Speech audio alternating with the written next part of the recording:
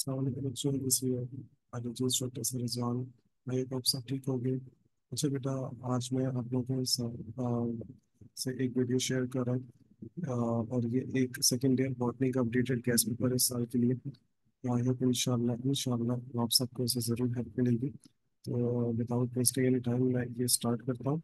इसके short question answer सबसे पहले तो रीजनिंग थोड़ा सा देखते हैं। इस साल के लिए बॉटनी में कौन कौन से चैप्टर्स से रीजनिंग मतलब कौन कौन से सवाल हैं जो मैंने देखे काफ़ी प्रीलियम पेपर्स में, कोचिंग के, कॉलेजेस के कॉम्प्रिहेंसिव एग्जाम्स में जो आए गए।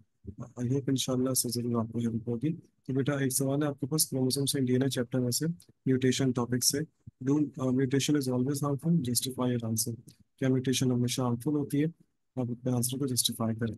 आप इसमें लिख सकते हैं कि म्यूटेशन हमेशा हार्मफुल नहीं है, इससे बहुत दफ़ा प्लांट्स में न्यू न्यू वैराइटीज बनती हैं किसी भी ऑर्गेनिज्म में। सही है।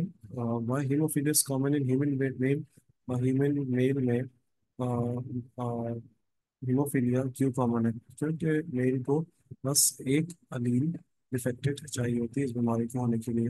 तो फिर इसके तो आंसर्स बहुत लंबा है सीन, कोशिश करूंगा एक आंसर्स की भी इसके पूरा सॉल्व करके वीडियो बनाऊं और आपसे शेयर करूँ इंशाल्लाह। क्वेश्चन नंबर 2 है बेटा, मतलब सारे सवाल मैं आपको बताता हूँ एक एक करके। वाई ह्यूमन मेल और हीट्रोगैमेटिक? ह्यूमन मेल जो होते हैं वो हीट्रोगैमेटिक क्यों होते हैं? एक और सवाल है, why RH incompatibility could be a danger to the developing fetus and mother? Erythroblastosis fetalis वाला सीन लिखना है इसमें। Why complete dominance is called, why sorry इसमें एक चीज ऐड कर देते हैं, why incomplete dominance.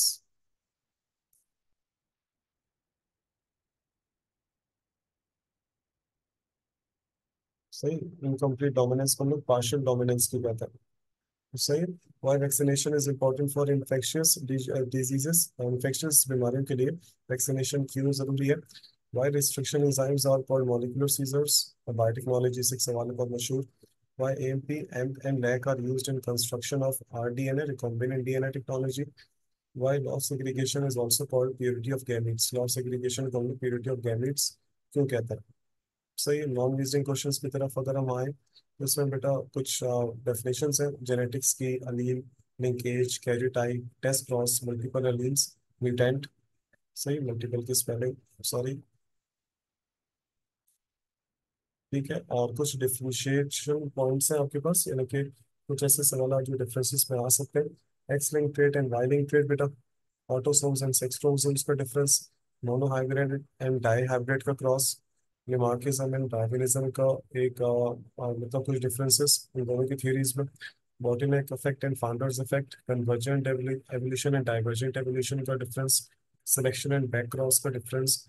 Vegetables of summer and vegetables of winter का डिफरेंस। सिलेक्शन एंड हाइब्रिडाइजेशन का डिफरेंस। तीन डिफरेंसेस दोबारा बता दें तो बेटा 3 पॉइंट्स भी काफी है। तो आपको ज्यादा आते हैं 5 लिख दो, लेकिन नॉट मोर देन दैट। एक और सवाल है बेटा, nitrification and denitrification from nitrogen cycle. Renewable and non renewable resources of energy. Linkage and crossing over. Incomplete dominance and को डोमिनेंस। सही। ये कुछ डिफरेंसेस हैं। List the outstanding milk producing breeds of cow. सिर्फ आपको इसके नाम लिखने हैं। चाहो तो इसके साथ इसके अपर लैक्टेशन साइकिल में जितने मिल्क प्रोड्यूस करती है तो आप इसको लीटर्स में भी लिख सकते हो, जितना आपकी बुक्स में गिवन है जैसा जैसा। What is the role of live stock? Live stock का क्या इंपॉर्टेंस है, क्या रोल है? What do you mean by RFLPs? Restriction, fragment, length, polymorphisms. Again biotechnology से एक सवाल है।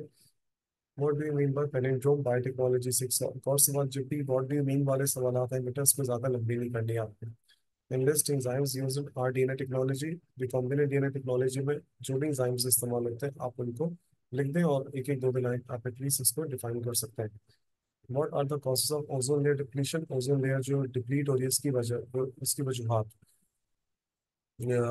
What are analogous organs? Give examples. So definition लिखिए आप दो तीन एग्जांपल्स लिख दो। What do you understand by the term descent with modification? Evolution chapter से सवाल है। What do you understand लिखा हुआ है तो ज्यादा लंबी नहीं करनी है इसमें। What is genetic drift? Genetic drift क्या चीज होती है? Again evolution chapter। Inheritance chapter से क्वेश्चन नंबर 8 है, What do you mean by dichromacy and monochromacy? ये आपको मिल जाएगा इंशाल्लाह कलर ब्लाइंडनेस में। एक और सवाल है बेटा, what do you mean bye sex influence trait? एक नया टॉपिक है आपकी सिल बोर्ड जो नहीं आई है इसमें। एक होता है सेक्स लिमिटेड ट्रेड्स और एक होता है सेक्स इन्फ्लुएंस ट्रेड। तो ये इसकी बताना है इसके बारे में, सेक्स इन्फ्लुएंस ट्रेड के बारे में। कुछ लॉन्ग सवाल की तरफ अगर हम आ जाए, क्योंकि बेटा आपसे बच्चों को भी प्रॉब्लम होती है बॉटनी में, क्योंकि बॉटनी सेकेंड ईयर बायो की बुक में बहुत नेक्स्ट लेवल की है अगर हम प्रीवियस बुक के हिसाब से देखें तो।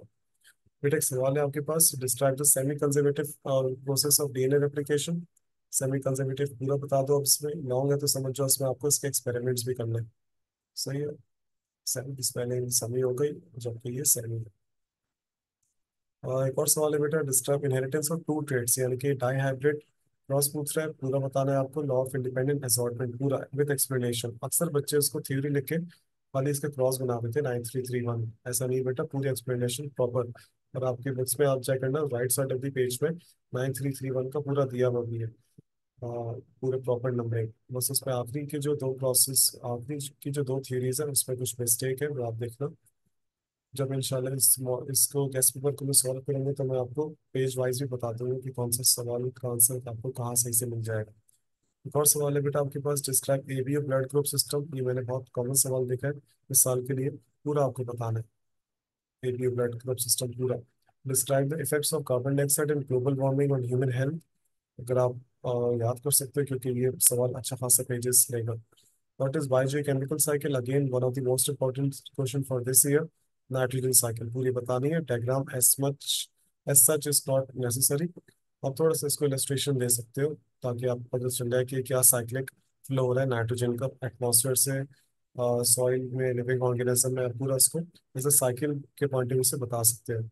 एक और सवाल है बेटा, ये ज़्यादा इंपॉर्टेंट नहीं है साल के लिए, लेकिन चाहो तो कर लो एहतियातन।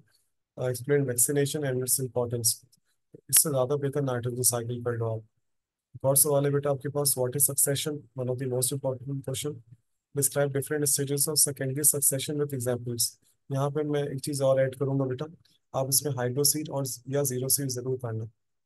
सही, हाइड्रोसीड और जीरो सीड में से अगर दोनों याद होते हैं बेटा विद स्टेजेस मतलब तो कर लेना, वरना एटलीस्ट कोई एक जरूर करना।